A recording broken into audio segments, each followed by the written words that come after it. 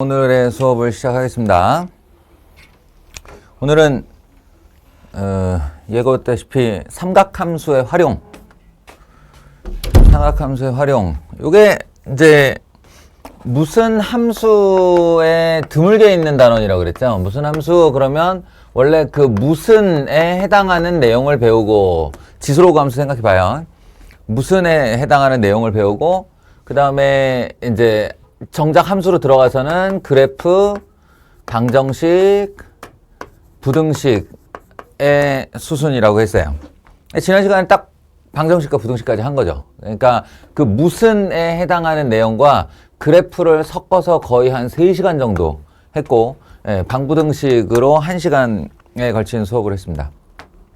이렇게 사실은 끝난 거예요. 지수로그 방정식 같은 경우는 이렇게 하면 끝나죠, 그냥. 근데 여기에 하나가 더 붙어 있는 겁니다. 오늘 해야 될 부분은 삼각함수의, 그러니까 삼각함수의 활용, 응용 이런 건데, 요게 있는 단어는 우리가 2차 함수 정도를 볼 수 있어요. 2차 함수의 활용이 붙어 있죠. 그리고 로그 함수에 활용 아닌 활용으로 이제 상용 로그라는 애가 살짝 붙어 있기도 한데, 활용이 이처럼 이렇게 독립적으로 큰 단원, 그리고 정작 중요한 건 이게 출제 어떤 밭이라는 거야, 여기가. 문제 출제. 그게 모의고사건 수능이건 내신이건 여기가 이게 이제 출제자 입장에서 굉장히 탐나는 곳이라는 거지. 야, 이번엔 여기서 뭘 한번 내지? 무궁무진하거든. 일단 그림 등장하고 문장 등장하고, 공식 몇 개를 응용해야 되는데 애들이 이 지금 상황이 어떤 공식을 써야 되는 상황인지를 막 고민해야 된단 말이야. 문제 내는 사람 입장에서 너무 즐거워. 얘들 골탕 먹일 수 있어. 우리 입장에서 나쁜 것만은 아니에요. 뭐 어떤 측면이 있냐면, 여기는 이 앞에서 내용했던 내용의 누적분이 아니라는 거야. 그러니까 삼각함수의 정의를 제대로 모르면 못 푸나? 아니에요. 각변환, 우리 제일 고민하는 부분이잖아. 고생하는 부분이 각변환인데 각변환이 쓰이나? 아니에요. 그럼 삼각함수의 그래프를 잘 그려야 되나? 전혀 상관없을걸? 방부등식을 푸는 것과도 어떻게 하면 마지막 계산에서 연결이 될 수는 있는데, 어찌 생각하면 요 놈은 그냥 자체 독립단원이다라고 생각하면 돼. 그냥 사인과 코사인, 탄젠트가 공동으로 등장을 하긴 하는데, 앞에 있던 내용의 연결성이 없고, 그냥 이 단원에 해당하는 이 단원의 공식을 사용해서 풀기만 하면 되는. 그래서 우리한테도 약간 유리한 측면이 있다는 거지. 뭐 서설이 길었는데, 요즘 들어 나이 먹으니까 왜 이렇게 자꾸 서설이 길어지니? 내용으로 들어가겠습니다. 그냥 쉽게 얘기하면 몇 개의 공식을 외우면 돼요. 몇 개의 공식을 외우면 되고, 그 공식은 잡다한 것까지 포함하면 10개가 넘어요. 이것도 있고 저것도 있고 막 연결시켜서 파생으로 가면 10개가 넘는데, 그렇게 외워서는 내가 항상 주장하는 바지만 정작 중요한 장면에서 사용할 수가 없어. 그러니까 공부를 첫 시작할 때의 그 어떤 우선순위와 두 번째, 세 번째 볼 때, 이건 됐으니 이제 하위로 내려가 보자. 이런 그 단계가 필요합니다. 그래서 제 1순위에는 4개의 공식이 있다라고 생각하면 좋겠어요. 삼각함수의 활용은 제 1순위에 4가지 공식이 있다. 그 첫 번째, 뭐니 해도 사인이지 뭐.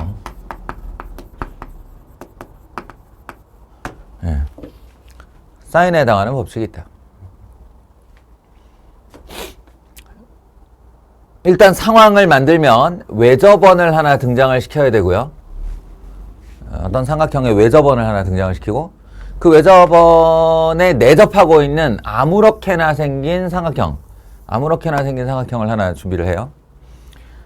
그리고 약속대로 어느 한 점을 A로 잡았으면 이제 반시계 방향 또는 시계 방향으로 돌면서 대문자를 써주는 것이 국제적인 약속이고, 그리고 이 알파벳이 정해지면 자신의 마주보는 변, 이래서 이 변하고 요 각하고를 얘의 대각이라고 그러고 얘의 대변이라고 그러거든. 예, 대각대변의 관계. 대각대변의 관계에다가 알파벳을 서로 맞춰 써주는 겁니다. 이렇게요. 그리고 이제 마지막 세팅으로는 이 외접원에 반지름이 등장을 해요. 그러니까 뭐 어느 한 꼭 지점에다가 이렇게 이어주고 R 잡도록 하죠. 여기까지가 세팅. 그러면 공식의 결론을 먼저 쓰고 얘기를 할까요? 결론적으로 사인 법칙이라는 것은 어떤 거냐면 사인 A 이걸 밑에 깔아요. 사인 A를 밑에 깔고 분의 대변, 대각 대변의 관계예요. 한마디로 대각과 대변의 비율에 대한 얘기인데 이 비율이 자신의 대각에 대한 대변의 비율이면 세 녀석이 모두 같다는 거야. 핵심이. 그 비율이 항상 같다. 사인 A분의 A는 사인 B분의 B는 사인 C분의 C는 하고 근데 그게 그냥 비율이 같다 정도가 아니라 그 비율에 해당하는 상수값이 있어요. 그 상수값이 뭐냐면 저 외접원의 지름입니다. 지름입니다. 그래서 이 사인 법칙이라는 거는 요 상태를 가장 주요하게 다루고 외우지만 이제 지금 이쪽이 아예 그 비례상수를 주는 경우가 잘 없는데 그 비례상수 값이 얼마인지조차도 나와 있기 때문에 이거를 A는 2R sin A, B는 2R sin B, C는 2R sin C 요렇게 이제 활용해서 쓰기도 해요. 한마디로 얘를 이렇게 여기다 올리는 거지. 이렇게 올려서 각 변의 길이를 각을 동원하여 쓰는 방식으로 사용하기도 합니다. 물론 바꿔서 쓰기도 해요. sin A는 2R분의 A 이렇게 쓰기도 하죠. sin A는 이 주인공이 누구냐에 따라 니들이 뭘 들고 있느냐에 따라 이렇게 사용할 수도 있습니다.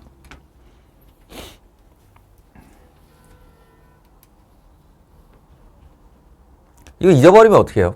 잊어버리면 사인 법칙 했는데 이제 제일 많이 헷갈리는 초반에 이제 제일 많이 헷갈리는 것 중에 하나는 얘네 둘이 이렇게 분모 분자 관계가 서로 헷갈리는 거고 뭐 여러 우리 공식을 헷갈리는데 뭐 얼마나 많은 방식이 있겠니? 5만 방식으로 헷갈리게 되는데 그러면 잽싸게 이거 유도를 한번 해볼 수 있지는 않을까? 있어요. 굉장히 쉽습니다. 굉장히 쉬워요. 지금 당장에 증명 하나 해줄게요. 보세요. 이 삼각형 ABC가 이제 이렇게 있는데 이 각을 하나 주인공으로 잡으면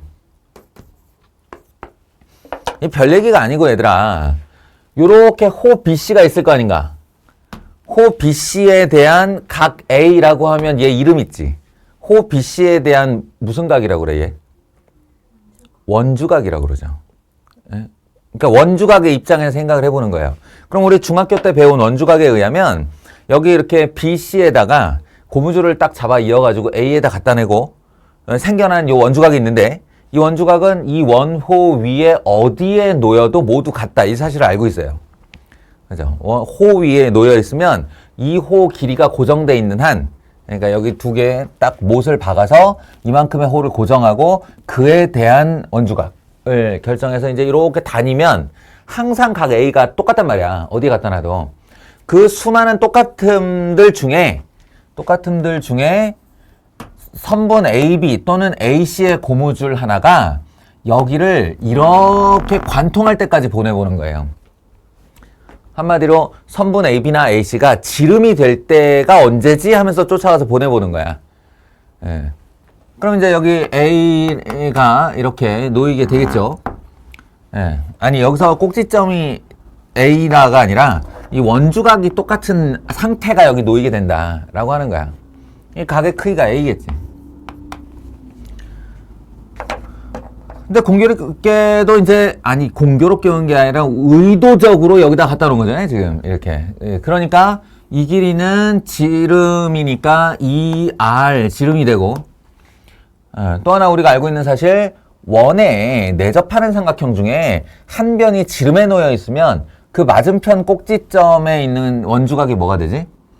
이게 직각이 된다는 사실을 알잖아요. 반원위에 꼭지점 하나가 놓인 거니까. 그러니까 이게 직각삼각형이 돼요. 직각삼각형이 되고, 좀 전에 봤다시피 요 A에 대한 대변, 이게 이제 호 BC의 현이 되는 거죠. 현의 길이가 A임을 알면 내가 옮겨다 놓은 이 각 A와 ER과 A 사이에 삼각비 관계가 생깁니다. 직각삼각형이니까. 뭐가 생겼지? sin A는 ER분의 A다. 이 관계가 생겼어요. 아시겠죠? 그걸 ER은으로 바꾼 거예요. ER은하고 올려서 sin A분의 A 이렇게 쓴 겁니다. 여기서 딱 아이디어를 착안하면 그러면 BC호를 고정하고 A각을 움직인 게 A라는 꼭지점이 너무너무너무 중요하고 특별해서인가? 아니에요. 그냥 하나 정해본 거예요. 정해봤는데 이런 일이 벌어진 거지. 예. 그러니까 만약에 내가 AB의 호를 기준으로 잡아서 만약에 C에다 대고 똑같은 일을 했다. 같은 일이 벌어질 거라는 거야. 같은 일이 벌어지고 결국 그 결과는 sin B는 ER분의 B, sin C는 ER분의 C 이런 일이 나올 거라는 거지. 그러니까 ER은 이 원이 고정되어 있는 한 빼도 박도 못하는 상수값이니까 그럼 그 상수 하나, ER이라는 상수 하나를 두고 sin A분의 A, B분의 B, C분의 C가 유지가 될 거다라는 거예요. 순식간에 유도할 수 있습니다. 원리만 이해하고 있다면. 지금 별거 아니에요. 책에도 이렇게 써 있어. 이렇게 써 있는데 내가 길게 설명을 한 것은 방금 전에 이렇게 뭐 고무줄 얘기하고 잡아당겨서 여기다 갖다 놓고 한 요러한 그 뭐랄까 장면을 좀 머릿속에 오래 기억을 해두면 너희가 남은 평생 이걸 유도하면서 기억할 수 있지 않을까라는 거다. 자, 끝났고요. 사인 법칙 얘기 끝났고요. 사인의 쌍벽을 이루는 아이가 누구야? 얘일 거 아닌가? 그래서 코사인 법칙. 두 번째가 코사인 법칙입니다. 방금 전에 이 사인 법칙을 유도했던 어떤 그 쉬움, 그 상태의 쉬움에 비해 코사인 법칙은 유도가 쉽지가 않습니다. 이 유도 자체가 그 풀이 과정의 박스 빈칸 채우기로 문제가 나오기도 해요. 그래서 잡서 읽어보도록 하고 사실은 코사인 법칙은 유도를 안 하려고요. 약간 그 여담을 얘기하자면 얘의 원래 이름이 제2 코사인 법칙, 코사인 제2 법칙이라고 불렸어요. 여러분들의 부모님이 이공계를 나오셨다면 이렇게 기억하고 있을 거예요. 제2 코사인 법칙. 이 말은 제1 법칙이 있다는 얘기지? 굉장히 상식선에 해당하는 제1 법칙이 있어요. 코사인 법칙이. 그리고 그 코사인 제1 법칙에 의해 나온 세 가지 결과를 연립방정식처럼 풀어낸 게 코사인 제2 법칙이에요. 한마디로 유도 다음 다시 유도 과정이 있었다는 거지. 2단계의 유도 과정인데 이 제목이 왜 사라졌을까? 제목이 왜 사라졌냐면 두 개였다가 한 개가 되면 얘가 주인공이 되는 거예요. 그러니까 이제 한 개밖에 배우지 않기 때문에 제2라는 말을 붙일 필요가 없는 거지. 맞아요. 제1 코사인 법칙이 교과 과정에 사라졌습니다. 그래서 얘가 그냥 코사인 법칙이 된 거고 여러분도 그냥 이런 게 있다더라로 알아라 라는 겁니다. 그래서 특별하게 유도하지 않습니다. 상황만 한번 연출해 보죠. 이번엔 외접어는 등장하지 않고요. A, B, C가 있다. 역시나 대변 A와 대변 C와 대변 B에 대한 이야기. 특이하게도 이 녀석은 제1 형태가 있고요. 제2 형태가 있어요.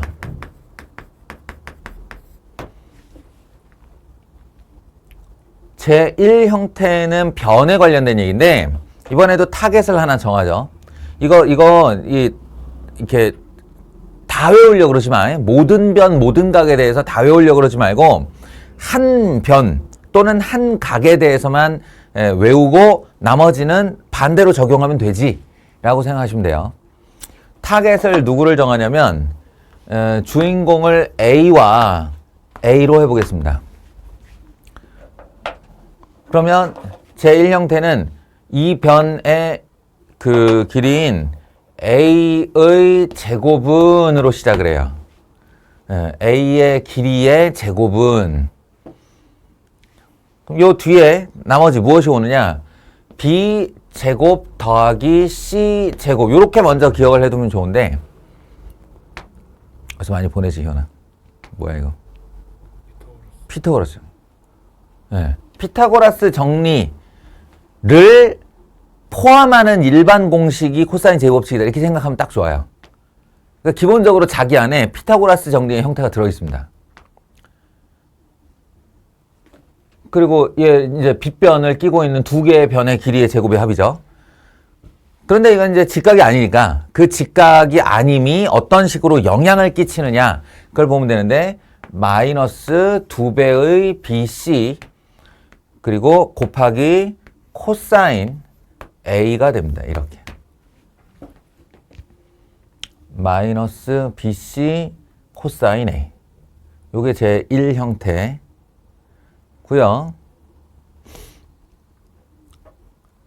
제 2형태는 뭐냐면 이게 왜 형태, 제 1형태, 2형태 이런 말을 쓰냐면 같은 등식이라는 거야.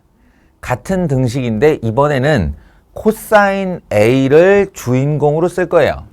코사인 A 이렇게요. 코사인 A를 주인공으로 쓰면 어떻게 되겠니? 일단 여기가 마이너스 2BC니까 이 2BC 코사인 A를 이쪽으로 넘겨. 등호 이쪽으로 넘긴다고 가정을 해. 그 다음에 여기 남아있던 이쪽에 등식에 있는 A제곱을 이쪽으로 이렇게 넘긴다고 생각을 해.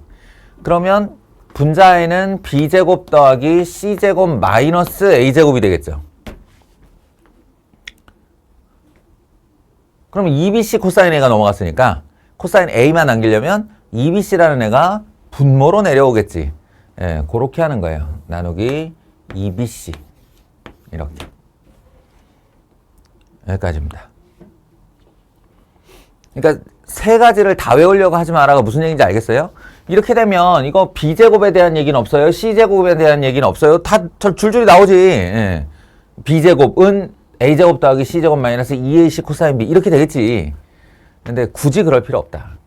대변과 대각의 관계로만 생각을 해라. 알겠죠?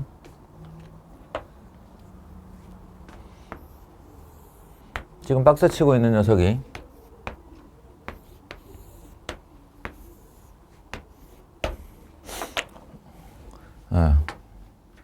가장 대표적인 삼각함수의 활용의 두 공식입니다.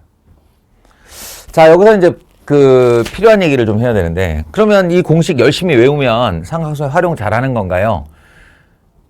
기본이지, 기본. 공식을 외우는 건 기본이야. 항상 그렇듯이 우리가 산술기하 평균을 외우는 것도 기본이고 피타고라스 정리를 외우는 것도 기본이야. 한마디로 하다못해 근해 공식을 외우는 것도 기본이고 판별식을 쓰는 것도 외우는 것도 기본이지. 공식은 외우라고 있는 거니까요. 근데 중요한 건 산술기하 때 생각해봐. 산술기하 평균은 매우 간단한 공식이고 그 간단한 공식을 몰라서 못 푼 게 아니잖아요. 예, 중요한 거는 언제 써야 되느냐야. 공식을 외웠는데 이제 앞으로 나한테 이런저런 정황들이 주어질 테고 그 이런저런 정황들이 주어졌을 때 내가 이 공식을 이 장면에서 써야 되나? 이런 판단이 대단히 중요한 거라는 거죠. 그래서 할 얘기가 있어요. 이 삼각형이라는 얘기, 이 공식들이 왜 나왔으며 도대체 어떤 목적을 가지는가 한번 생각을 해봅시다. 평면도형의 대표 주자가 삼각형이죠. 이 삼각형의 6요소라는 게 있어요. 네, 삼각형의 6요소라는 게 있고 별 얘기 아니야. 그냥 세 각과 세 변의 길이에요. 각 세 개, 변 세 개. 그러면 내가 이제 각 세 개, 변 세 개를 알면 완벽하게 그 삼각형을 내 눈앞에 있는 종이에다가 구현해 낼 수 있다. 라고 했을 때, 그렇게 가정을 했을 때, 이런 측면을 생각할 수 있다는 거지. 지구 반대편에 있는 사람한테 영상통화 없이 그냥 음성통화만으로 내 눈앞에 있는 삼각형을 그리게 하고 싶어. 옛날엔 그거 많이 했을 거 아니야. 옛날에는 이렇게 전화가 없을 때는 서신으로 서로 주고받았고, 라이프니츠하고 뉴턴하고 미분 누가 만들었냐 가지고 싸우고, 뭐 그 왜 싸우면 왜 났게. 라이프니츠가 뉴턴한테 내 이론 좀 확인해줘라고 편지를 보냈기 때문이야. 그때는 편지가 오고 갔고, 전화가 개발된 다음에는 전화로 이제 석학들끼리 서로 의견을 주고받았는데, 딱 그 상황을 한번 생각해 보자고. 전화를 해서, 야, 내가 안 풀리는 문제가 하나 있는데 이거 좀 풀어줘봐. 그럼 이제 삼각형이 있어 라고 할 때 불러줄 때 이 6개를 다 불러줬어야겠느냐라는 거예요. 그럴 필요가 없어요. 6개를 다 불러줄 필요가 없는 게, 기억나니 혹시? 삼각형의 합동 조건이라고? 삼각형의 합동 조건? 그 이름의 다른 이름이 삼각형의 결정 조건이에요. 삼각형이 고정된다라는 거야. 지구상에 유일하게 그 삼각형 하나로 고정된다는 거야. 어떻게 하면? 이 조건만 불러주면. 너희가 알고 있는 삼각형 합동의 세 조건이 뭐니? S, S, S. 그죠? 변 3개의 길이. 맞아요. 전화로 변 3개의 길이를 불러주면 이 듣는 친구가 콤퍼스와 자를 이용해서 변 3개, 그 변의 길이 3개를 갖는 이렇게 삼각형을 그리면 아무리 눈으로 쳐다보지 않더라도 이 전화상의 사람 눈앞에 있는 삼각형이 그대로 그려진다고. 완벽하게 합동인 삼각형이 그려진다고. 알겠어요? 그게 결정된다는 거예요. 다른 어떤 삼각형으로 셀 가능성이 없다 라는 거지. 또 뭐가 있지? SAS. 네. 그냥 변 2개 각 하나가 아니죠. 어떻게 읽지 이거를? 현아, 이거 어떻게 읽지? 그 두 변 사이 각 하나. 그렇지. 두 변과 끼인 각. 두 변과 끼인 각. 마지막 하나가 ASA. 이거는 양 끝각. 한 변의 길이와 양 끝각을 알면, 근데 양 끝각을 안다는 건 이거 솔직해지자. 각 2개를 아는 거야? 아니지. 삼각형의 내각의 합이 180도인 걸 알고 있기 때문에 각 2개를 안다는 건 3개 다 한다는 뜻이에요. 그러니까 한마디로 각 3개와 변 하나 정도로 읽으면 돼요. 이거는 한 변과 양 끝각. 이게 삼각형의 합동 조건이에요. 그러니까 6요소 중에 3개만 불러주면 아무리 멀리, 아무리 이 그림을 쳐다볼 수 없는 상태에 있어도 삼각형이 다시 한번 그려진다는 뜻이거든. 똑같은 삼각형이 양쪽에서. 자, 그러면 그걸 받아든 사람이, 말하자면 지금 변 이렇게 3개 줬다는 얘기잖아. 그지? 그러면 이걸 삼각형의 6요소를 모두 해야 되는 사람 입장에서는 나는 지금 3변의 길이를 받아들었으니 이제 각이 필요하겠군 할 거 아닌가? 그러니까 기본적으로 나머지 3가지 요소가 필요하다는 얘기예요. 삼각형이 합동인 건 합동인 거고, 그래서 각이 얼만데 는 알아야 될 거 아닌가.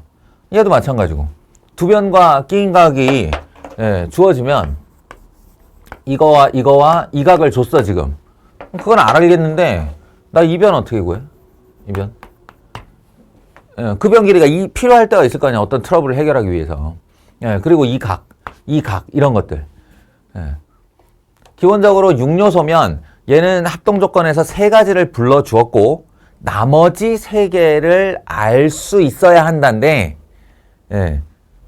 이제 다시 일로 와봐요.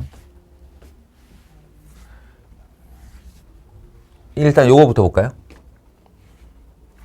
이제 저 눈으로 한번 다시 보세요. 이거는 누가 봐도 목표 지점이 이거지. A제곱은 너희가 만약에 이 길이를 모른다면이야. 모른다면, 이 길이를 알고 싶다면, 그렇다면 B, C, BC 그리고 각 A. 뭘 들고 구하는 거냐면 B와 C와 그리고 끼인 각을 들고 구하는 거예요. 그러니까 코사인 제2법칙의 제1 형태라는 건 어떻게 말하면 너희에게 삼각형의 결정 조건 중 두 변과 끼인 각이 주어졌을 때 나머지 요소 중 하나인 변의 길이를 구할 때 쓰는 공식이다라는 거야. 이 정황을 알아야 너희가 이제 앞으로 삼각함수 활용 문제를 풀 테고 뭔가 받을 거야, 조건을. 그럼 이 조건을 받고 나서 이 조건을 들고 내가 조기를 구하려면 어떻게 해야 되지를 판단할 때 쓰는 게 바로 이거라는 거야. 그러면 제2 형태도 왜 똑같은 공식을 가지고 1형태, 2형태 나눴는지 알겠죠? 이 봐요. 여기는 다 뭐에 대한 얘기야? 각에 대한 얘기야. 각에 대한 최종 목표를 가진 공식이 오른쪽 보세요. A, B, C, B, C. 뭘 들고 있지? S, S, S. 온통 변의 길이잖아요.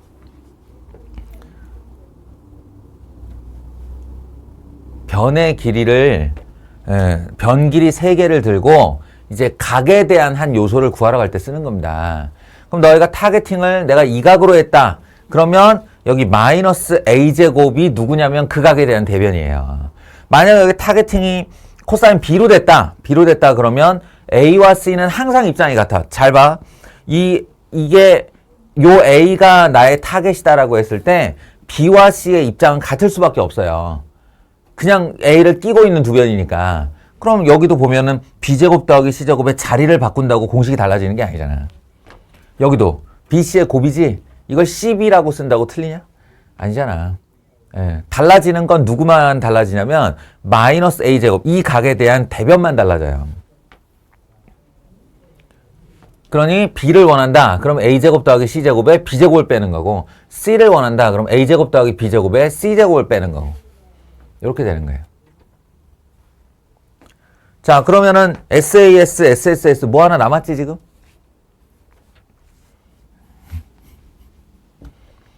각 많잖아요. 각이 많잖아. 그러니까 내가 요렇게 박스를 사용한다라고 하면 각 2개와 변 하나죠. 근데 아까도 얘기했지만 각을 2개 안다는 건 3개 다 안다는 뜻이에요. 그러니까 각 3개를 다 알고 어느 변 하나를 안다 그러면 요 등식 박스에 의해서 난 요것만 모르는구나. 요거 구할 수 있는 거지. 요렇게 박스 쳐놓고 얘 알고 이거 안다. 그럼 얘 구할 수 있는 거지. 이해돼? 그러니까 이게 이제 A, S, A 상황에서 모르는 무언가 하나를 구할 때 쓰는 거다. 그래서 이 사인 법칙과 코사인 법칙을 정황에 맞게 버물리면 삼각형의 6요소 중 나머지 3개를 알 수 있는 거다. 그러려고 만들어낸 공식이다라고 생각하시면 됩니다. 오케이? 2개.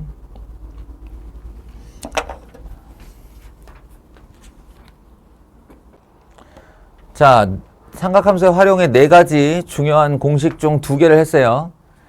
사인 법칙과 코사인 법칙. 나머지 2개인데 이건 뭐냐? 이거 전혀 다른 얘기. 이건 넓이 얘기예요. 넓이. 삼각형의 넓이.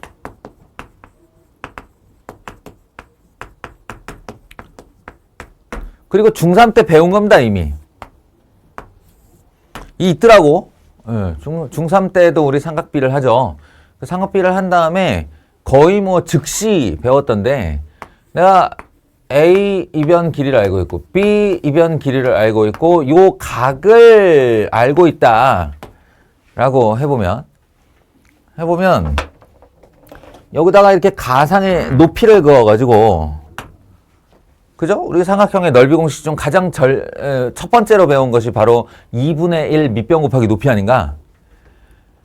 그러면 이거 H라고 하면 이 삼각형의 넓이는 2분의 1 하고 밑변을 내가 B로 삼겠다라고 하면 B 곱하기 H인 거예요. 그런데 문제는 여기가 직각삼각형이 이렇게 되었을 때 이 A와 H와 그리고 세타에 대해서 관계가 있다는 거지. 사인 세타는 A분의 H, 빗변분의 높이에 해당하는. 그래서 반대로 h는으로 정리를 해주면 a가 일로 올라가면 되니까 이게 a 사인 세타가 되거든요. 그러면 이 a 사인 세타를 h 자리에 대신 이렇게 써주는 거예요. 써주고 났더니 물론 밑변 곱하기 높이의 형식을 취했지만 공식이란 게 어디 그런 걸 기억하나? 네가 밑변이고 네가 높이였어가 아니라 이 아이는 2분의 1배한 a와 b의 곱과 그리고 사인 세타 이 세 가지 요소로 되어 있는 거지. 공식 자체가. 그리고 여기서 BA 곱할 것을 AB를 곱했다고 해서 뭐가 달라지는 게 아니니까. 예. 이 자체가 넓이를 구하는 하나의 공식으로 변할 수 있는 것이고, 그래서 그걸 요약하면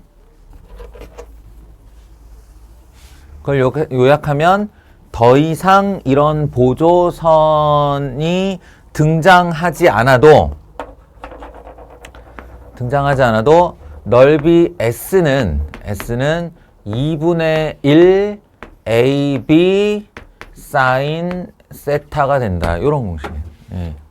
중3 때 이 공식이 있더라고요, 보니까. 근데 삼각비의 정의를 이제 내린 상태에서 이 공식을 한 번 더 하는 이유는 중학교 때는 이 각이 100% 예각. 예. 왜냐하면 삼각비 자체가 예각에서만 정의되어 있으니까.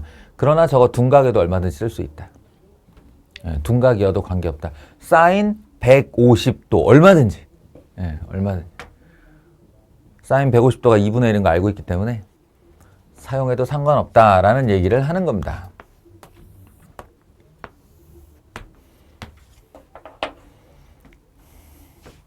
그리고 방금 전에 스토리를 다시 한번 되짚어보면 이 녀석이 내가 ASA 정황에서 나머지 3요소를 알고 싶을 때 이 녀석이 SAS 정황에서 이 녀석이 SSS 정황에서 사용하는 거다.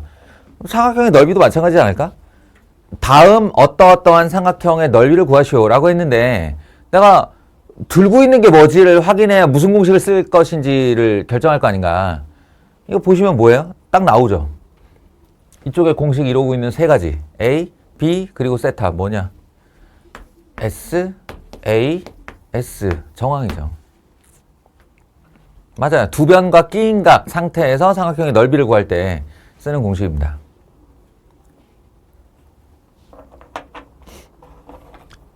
그러면 이쯤에서 이제 응당 이 시절에 밑변 곱하기 높이의 시절에서 삼각비가 등장하면서 누군가 새 공식을 만들어냈어. 그 공식이 SAS 정황에서 쓰는 거래 라는 걸 딱 캐치했어. 그러면 당장에 이거 내 이름 한번 붙여볼 만한 뭔가를 좀 만들어 볼까 이런 아이디어가 나올 수 있지 않을까? 나도 이렇게 뭐 하나 없잖아 지금. SAS니까 혹시 SSS 이렇게 그 생각을 한 사람이 있다는 거야. 이게 고작 200년도 안 된 얘기라고. 아닌가? 더 됐나? 아니야. 한 200~300년? 근대과학 이후니까. 그걸 헤론이라는 사람이 한 거예요.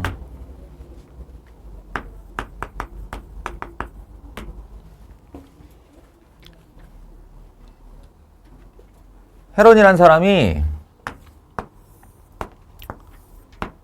삼각형의 세 변의 길이만 알고 있는 이 SSS 정황에서 이 삼각형의 넓이를 구할 방법은 없을까?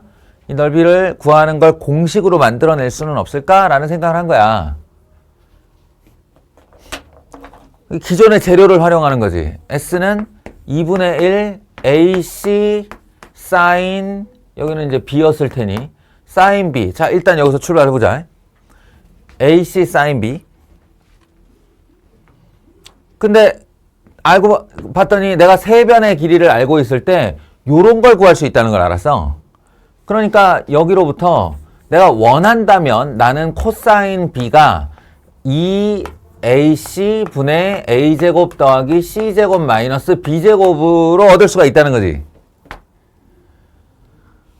근데 코사인 B는 알 수 있는데 필요한 건 사인 B야. 어떻게 하지?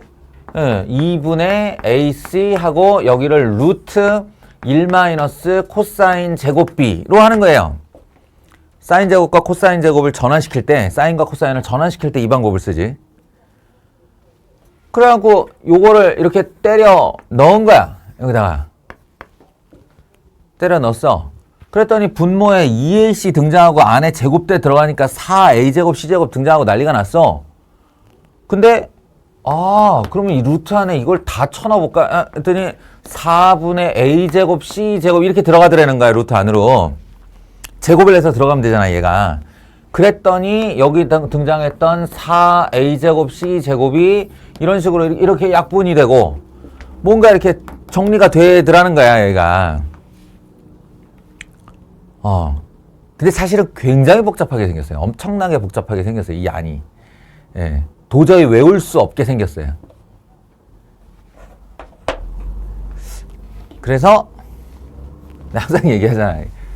스티브 잡스의 철학이 무엇을 더 추가할까 생각하지 말고 무엇을 더 없앨까를 생각해라.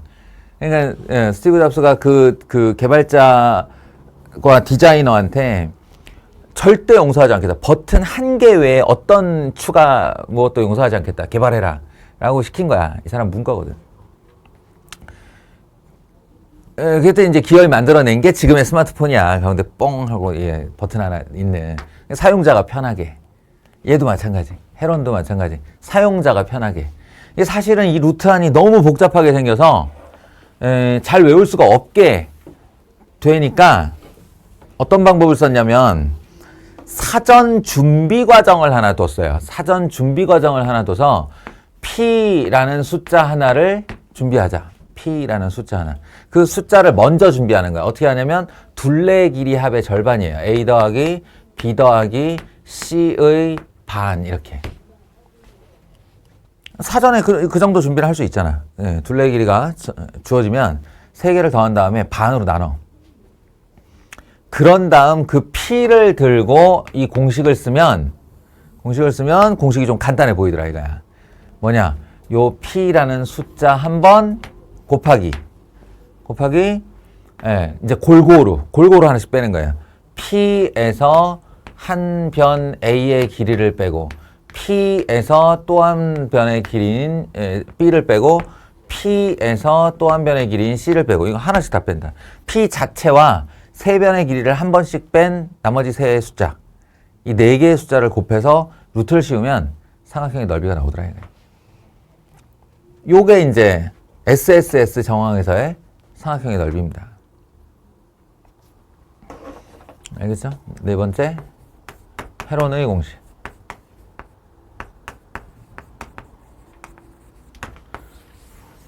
A, B, C, S.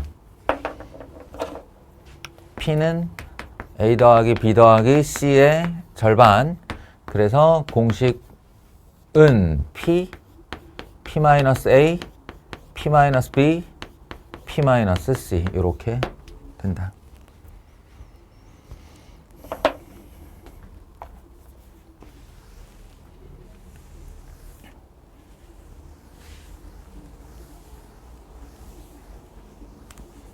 됐어요?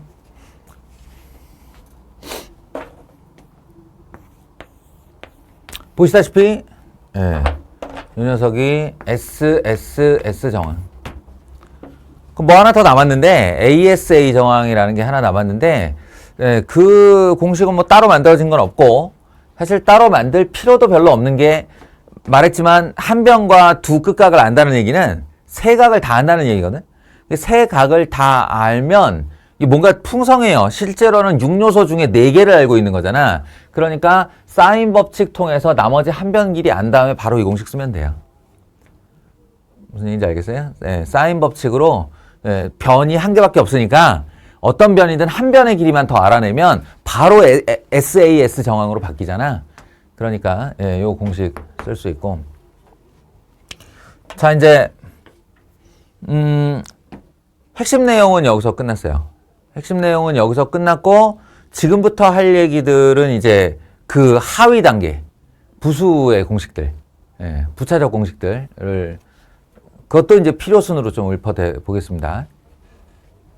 자, 이제 주요 4개의 공식을 했고, 나머지는 뭐랄까, 시간이 되는 대로, 혹은 이 4가지 공식이 더 이상 이제 외울 필요가 없을 정도로 완전히 짧게,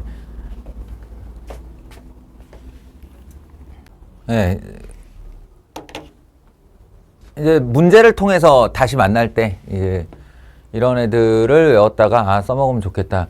주로 넓이에 해당하는 얘기가 많아요.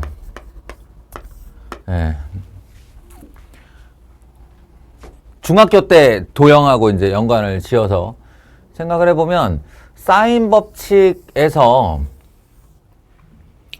이렇게 외접원이 등장을 했고, 외접원에 내접하고 있는 아무 삼각형이나 있을 때를 한번 생각을 해보면, 그러니까 한마디로 내가 이 원의 반지름의 길이, 외접원의 반지름의 길이를 알 수 있다라고 할 때, 예를 들어 이런 장면이죠. A고 얘가 C고 코사인 비타 이렇게 해서 세각을 알면 S의 넓이는 2분의 1 A, C 그리고 사인 B 이렇게 되겠죠. 2분의 AC 사인 B. 근데 사인 법칙에 분명히 사인 B와 관련된 법칙이 사인 B분의 B는 2R이다가 있었단 말이야.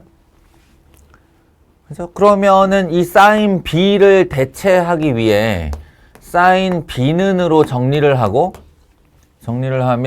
2R분의 B가 되죠. 이 2R분의 B가 요리로 들어가게 되면 무슨 일이 벌어질까? 여기 2R분의 B가 됐지? 그럼 R에 있는 2와 함께 분모는 4R. 무슨 말이냐면 외접원의 반지름의 4배가 돼요. 4R분의. 그리고 좀 전에도 얘기했지만 얘네들은 교환법칙이 성립하기 때문에 A, C, B든 A, B, C든 상관이 없다고. 그러니까 세 변의 길이의 곱. 세 변의 길이의 곱을 4R로 나누면 저 삼각형의 넓이가 나온다는 거예요. 이게 좀 신기한 공식이죠. 그래서 아까 SSS 정황 얘기를 했는데 SSS에다가 추가적으로 그 삼각형의 외접원의 반지름을 알 수 있으면 반지름의 길이를 알 수 있으면 이렇게 해서 넓이가 등장을 한다 라는 겁니다. 이게 하나가 추가 공식이고요.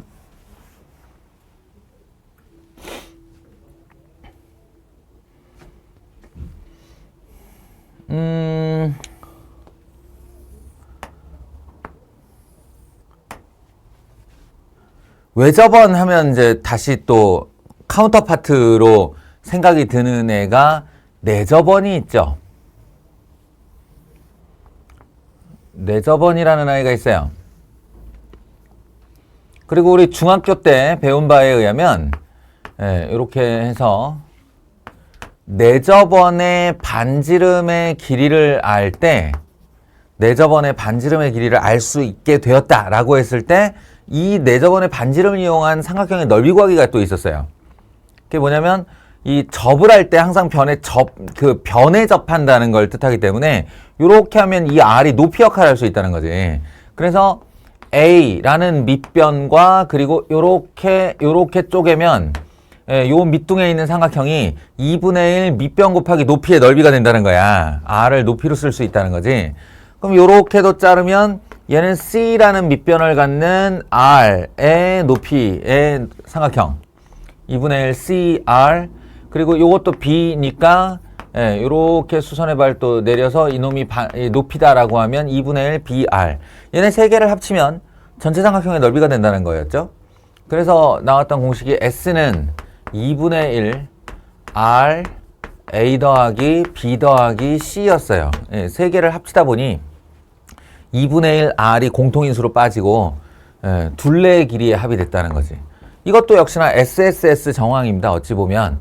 그러니까 이렇게 기억을 하시면 돼요. SSS 정황에서 외접원의 반지름의 길이를 구할 수 있어도 삼각형의 넓이가 나오고 내접원의 반지름의 길이를 구할 수 있어도 삼각형의 넓이가 나온다 라는 거예요. 중학도형 하면 진짜 끔찍할 거야. 니네 중학교 1학년 2학기, 2학년 2학기, 3학년 2학기 모든 2학기에 도형을 다뤄왔어. 거기 있는 그 수많은 공식을 언제 다 외워서 쓰지? 언제 다시 다 공부하지 싶은데 실제로는 고등학교로 이게 끌려 올라오는 공식이 몇 개 없습니다. 그 중에 하나 기억해야 될 게 이놈이에요. 물론 여기에 삼각비가 어디 있어요? 지금 하겠지. 그런데 지금 하고 싶은 얘기는 뭐냐면 그러면 동일한 삼각형 하나를 두고 말이야. 동일한 삼각형 하나를 두고 외접원의 반지름과 내접원의 반지름 사이에 관계를 지을 수도 있지 않을까? 왜냐면 하나의 삼각형이면 이놈에도 이렇게 내접원이 생길 수 있고 이놈에도 이렇게 외접원이 생길 수 있기 때문에 동일 삼각형을 기준으로 내접원의 반지름과 외접원의 반지름을 함께 그러니까 연결을 시키거나 하나를 알고 다른 하나를 모른다라고 했을 때 이 삼각형의 둘레의 길이만 있으면 이 둘을 연결시킬 수 있다는 얘기죠. S로. 그래서 4R분의 ABC는 2분의 R A 더하기 B 더하기 C 이런 게 가능해요. 그래서 이제 굳이 관계를 맺어주자면 이렇게 돼서요. 올라가면 2R 스몰 r은 A 더하기 B 더하기 C 세 변의 길이의 합, 세 변의 길이의 곱 이런 식의 연관식이 나올 수 있다 라는 거지.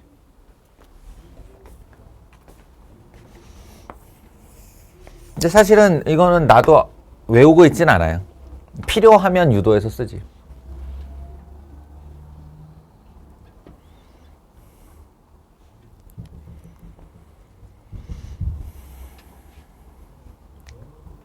자, 이거 참 튕겨 나갔다 들어와도 50분은 계속 유효하군. 이런 젠장. 10분 안에 마무리 지어보자. 괜히 이렇게 욕심부리면 안 되던데. 그 다음에 이거 너무 당연한 얘기인데 평행사변형의 넓이 이런 거 있지. 평행사변형의 넓이. 근데 평행사변형을 안다라고 할 때 이렇게 이변길이를 알면 이것도 아는 거고 이변길이를 알면 이것도 아는 거고 여기 사이각 세타로의 조건을 알았다 라고 하면 너무 당연하게 생각할 수 있는 게 이렇게 자르면 삼각형 아니에요? 그죠? 그러니까 이쪽 절반에 해당하는 삼각형 넓이가 2분의 1 AB 사인 세타니까 하나가 더 있다라고 생각을 하면 이 평행사변형의 넓이는 AB 사인 세타가 된다. 오히려 얘가 원본 같지 않아요? 평행사변형의 넓이가 AB 사인 세타고 그걸 반 갈라서 삼각형의 넓이 공식으로 쓸 수 있다 정도가 되겠죠. 이런 게 있는데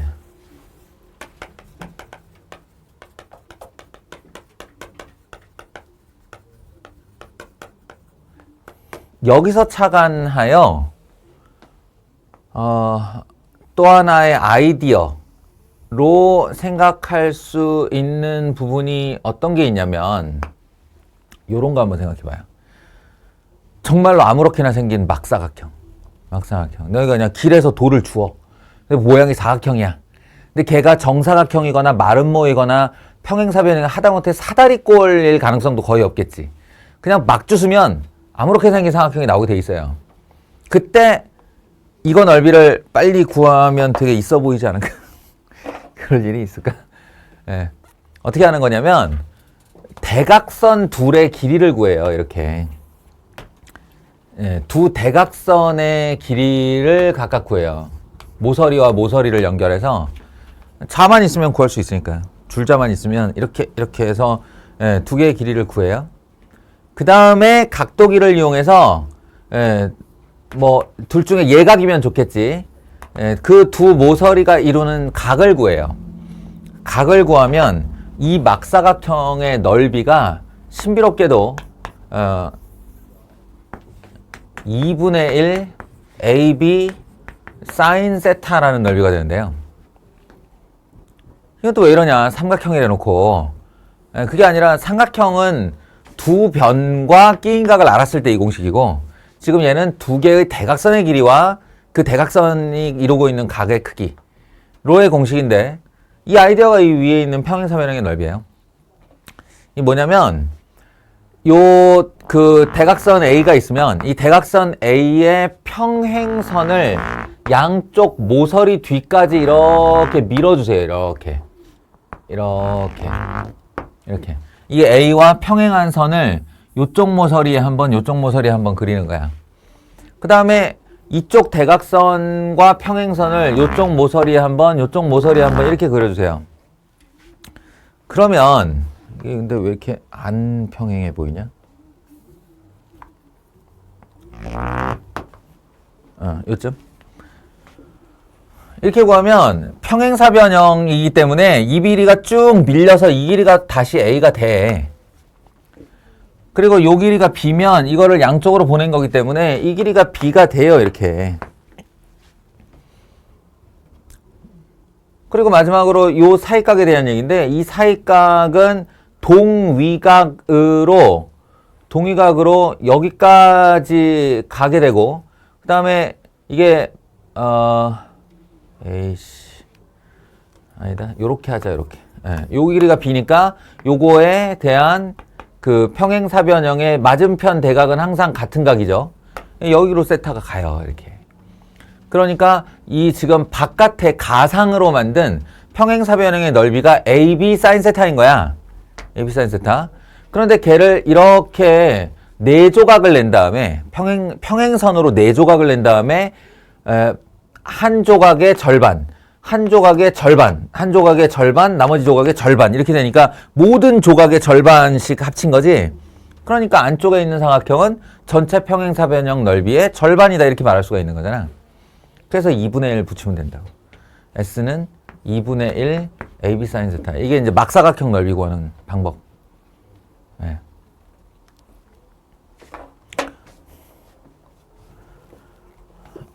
정리하면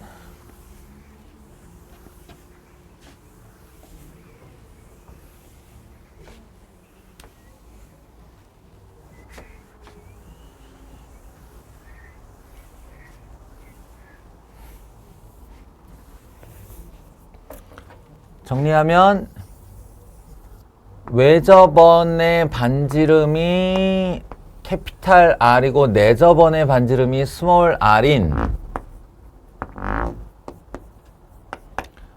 삼각형 ABC의 넓이는 4R분의 ABC 가능 2분의 R의 A 더하기 B 더하기 C 가능. 그래서 그 둘을 연결하는 것 가능 하고요.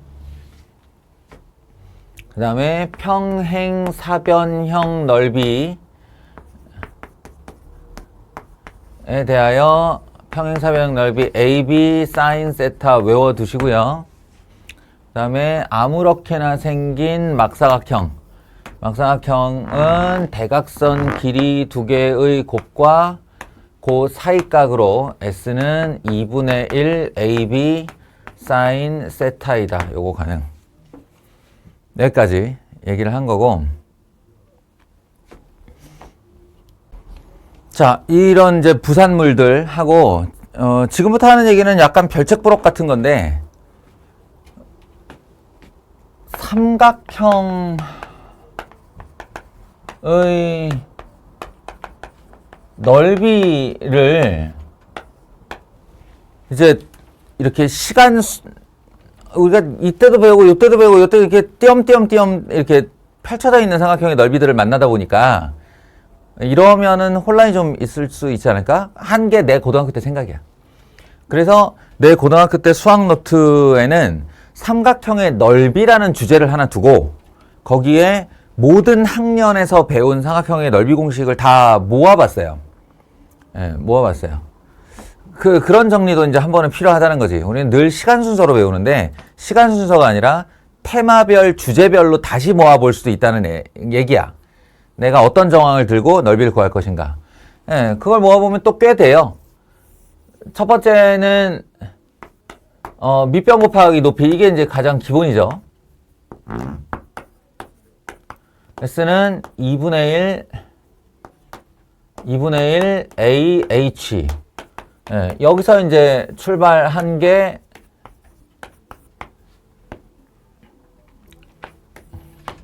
S는 2분의 1 AB sin 세타. 예, 그리고 이제 그거에서 다시 SSS 정황으로 흘러오면 헤론의 공식.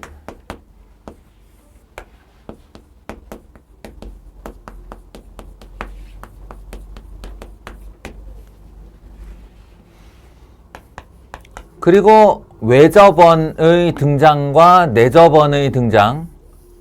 좀 전에 얘기한 거죠. 요것도 S는 4R분의 ABC. 분명히 훌륭한 공식이에요. 예, 그리고 S는 2분의 1 R에 A 더하기 B 더하기 C. 이것도 하나의 공식이죠.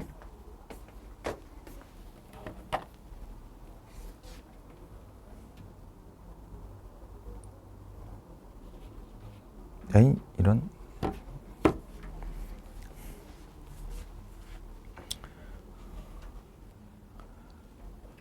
그죠? 여기다가 이제 또 얻는 거예요. 뭘 얻냐면, 만약 좌표 평면 위에서 세 개의 꼭지점이 주어진 상황에서 난 넓이를 어떻게 구할 것인가 라는 거예요. 이러면 또 얘기가 달라져요. 예. 도형의 방정식이 들어가기 때문에. 이거는 유클리드 기하학의 그냥 평면 도형 자체를 가지고 넓이를 구하는, 나한테 어떤 조건이 주어져 있냐. 이거는 좌표를 가지고 내가 무엇을 구해야 되냐의 문제인데, 이런 정도 되면 당장에 이걸 쓰기도 되게 힘들어요. 2분의 1 밑변 곱하기 높이. 이거 점과 점 사이의 거리로 밑변 구해야 되고, 이거 직선의 방정식을 구한 다음에 그 직선과 점 사이의 거리 공식으로 높이를 구해야 되기 때문에 굉장히 귀찮은 일이 벌어진다는 거지. 그러니까 무엇을 쓸 것인가 결정하는 건 매우 중요한데, 그때 이제 좌표 얘기가 등장을 하면 사선식을 쓰면 된다는 거지. 한마디로 S는 2분의 1. 이게 오랜만인데 못하는 사람들은 2번으로 완벽하게 정리를 하세요. 예, X1, Y1, X2, Y2, X3, Y3. 예, 어느 걸 먼저 써요? 상관없어. 예, 상관없어요. 어느 게 X1에 완전히 정해주지도 않았는데 뭐. 그냥 점좌표 3개 쓰라는 얘기야. 쓰되, 이게 신발끈 공식인 이유가 맨 윗줄 거를 한 번만 더 써주는 수고로움이 있으면 돼요. 맨 윗줄에 쓴 애를 다시 한번 쓰라 이거예요. 다시 한번 쓰고, 결론은 이제 신발끈 공식이니까 이렇게 곱한 합에서 이렇게 곱한 합을 빼는 거죠.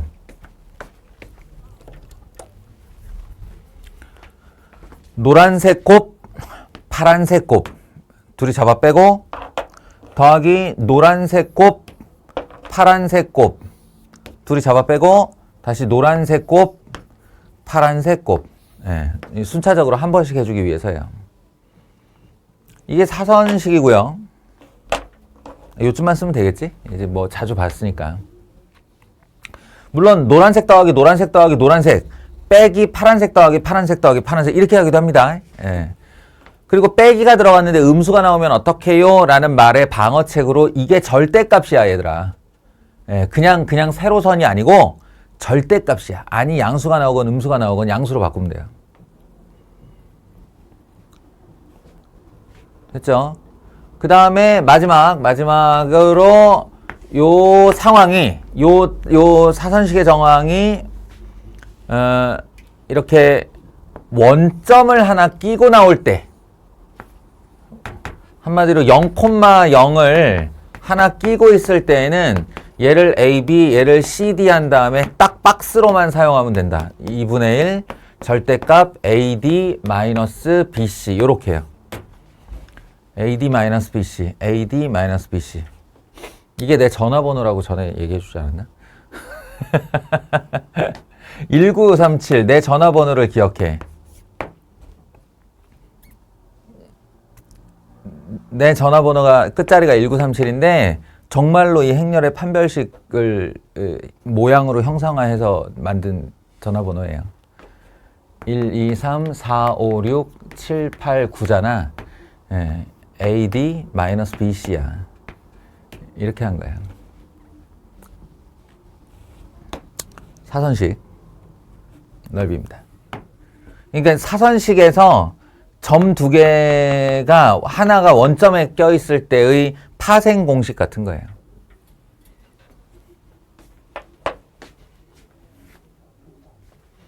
여기다 원래 이제 이과들 중에 기하를 선택한다라고 하면 그 벡터를 가지고 구하는 평면의 넓이와 평면삼각형의 넓이와 공간삼각형의 넓이 이렇게 두 개의 공식을 얹으면 이게 삼각형 넓이에 대한 정리가 싹 끝나게 되는 거다. 이렇게 한번 테마별 주제별로 이어보도록 하세요. 자, 다시 한번 정리하자면 공식을 외우는 건 기본, 아주 기본이에요. 기본 중에 최상 기본인데 그 공식을 언제 어떤 정황에서 사용할 것인가도 병행하여 외우지 않으면 무쓸모한 암기가 된다. 그래서 당신이 하라는 거 다 공부하고 다 외울 거 다 외웠는데 왜 문제가 안 풀려요?